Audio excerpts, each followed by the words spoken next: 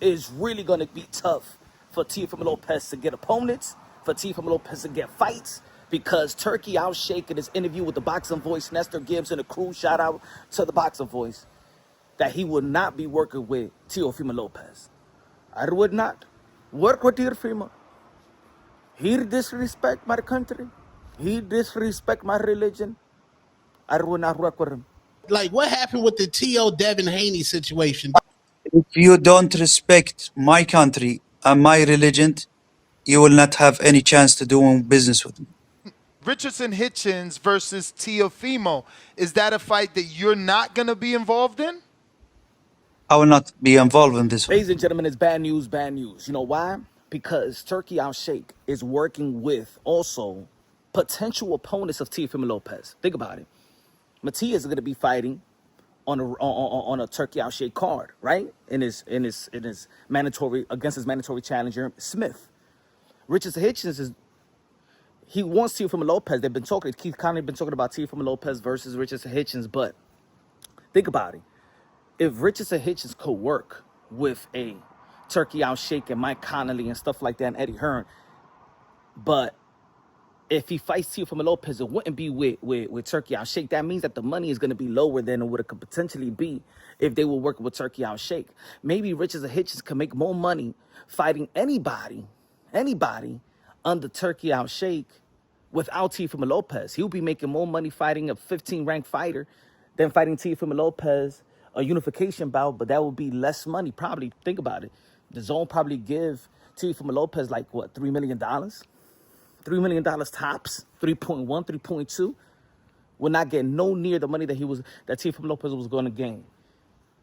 It's sad. It's sad. It's sad. That's why I said that he should have took the $8 million.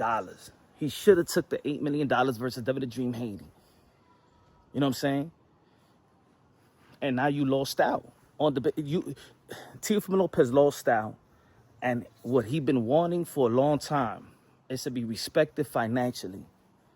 And even though the contract was not up to par with the $11 million that he was supposed to be getting, in which Turki Alalshikh said in the interview today, he wouldn't go into details, but we're going by Teofimo Lopez, what he said publicly, about the $11 million that he was supposed to get in the second fight of his contract. And then they brought it down to $8 million to face Devin the Dream Haney.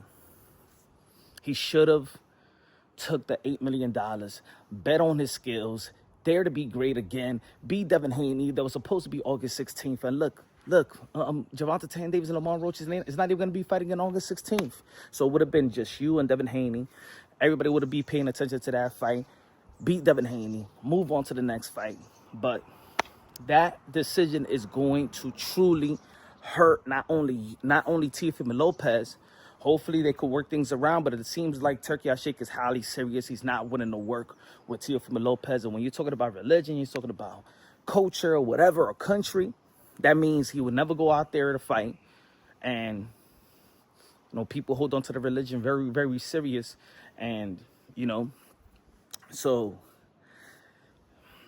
it's a bad business move. And it's going to be harder for his business handlers, Keith Connolly, to give him the best deal they can. They had money in the bag, as probably Keith Connolly and his managers thinking about it like, wow, we had it. We had the bag.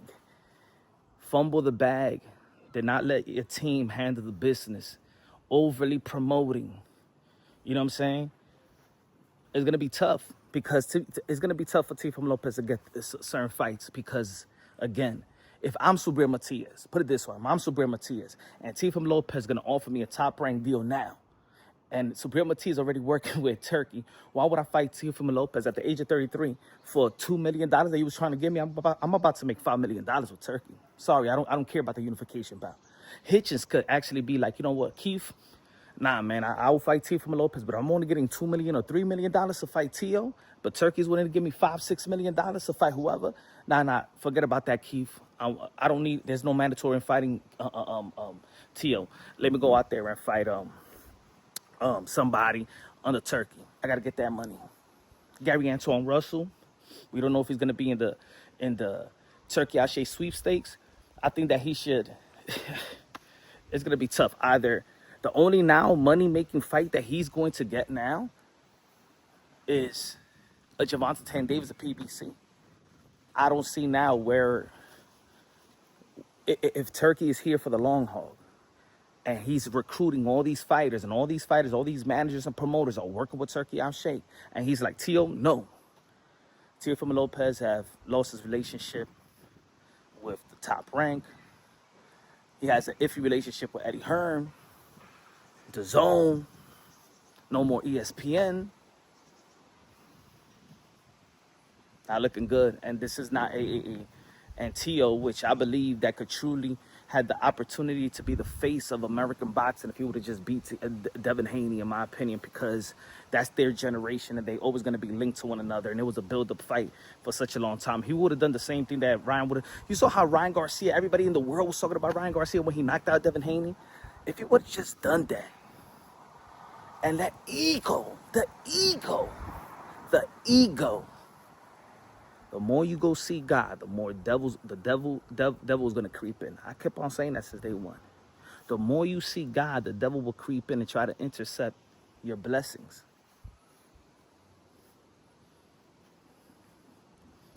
I don't even know what's next for Tio. Logically speaking, logically, if I was a fighter and I'm about to deal with Turki Alalshikh and I have an opportunity to fight Teofimo Lopez, I'm going for the bag. And I already got a belt, I'm going for the bag. It'll be a stupid business decision if Richardson Hitchins says, nah, I'm going to fight Teofimo Lopez. Now, if you're going to get some great money, if at least Teofimo Lopez is going to get $4 million, I mean, if you couldn't get if Teofimo Lopez didn't believe in the pay-per-view model with him and Subriel Matias, even though that I like the Richardson Hitchins and Teofimo Lopez fight, I don't think that Richardson has that type of fan base where they're gonna put that fight. It's not a pay-per-view fight. It's not a pay-per-view fight.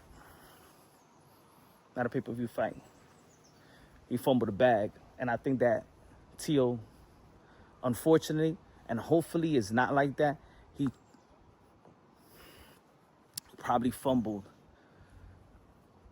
life-changing, truly money, and it's gonna be tough in this type of climate, in this type of generation of boxing, to recoup the type of money that he would have gained. Because $8 million in boxing today, is not just money that's gonna be flaunting around. So I don't know what the game plan. Keith Connolly, one of the best managers in the sport of boxing. I mean, he did have a good manager in David McWaters, in my opinion, because he got him the Lomachenko fight, he got him the Josh Taylor fight. You know what I'm saying? So he got him the most accomplished bull. He got him a Hall of Fame resume already. That's what David McWaters. Now we got to see what Keith Connolly going to do with the career of Teofimo Lopez. He got him the Barbosa deal. They was about to secure that 3-fight deal, but it seems like Turki Alalshikh does not want to work with Boots. They don't want to work with Tim Tszyu. Look how Tim Tszyu ended up how. But at least Tim Tszyu still getting some big opportunities.